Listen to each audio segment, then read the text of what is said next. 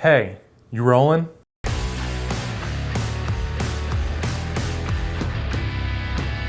So on the last episode of Hey You Rollin', we talked to you about how to record a podcast. Hopefully you've had a chance to do that, and now it's time to distribute it. There are a bunch of different podcast hosting services like Podbean and Libsyn. For On the Line, we chose Libsyn because of the ease of use, and it delivers to all of the popular podcast apps and platforms where people listen to their weekly podcasts.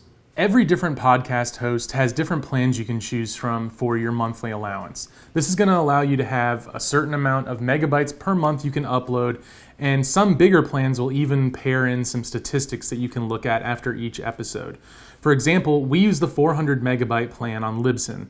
That gets us statistics and enough data to upload all the podcasts we do each month. Our podcasts generally run 35 to 45 minutes, and when they're finished and edited are usually about 50 megabytes per episode, give or take. So that means we can upload about 8 podcasts a month. The reason we went with the 400 megabyte plan is because it also offered better statistics to track how many listeners we have and what areas they come from around the globe. This really helps us in promoting the podcast and learning what our listeners like. We can see what episodes have more listeners and where we're pulling those listeners from. Another cool thing that Libsyn allows you to do is update your ID3 tags. These are important so you can tag the podcast for the topics you're talking about, and also name the podcast, give episode numbers, and crucial information that your listener may want to know.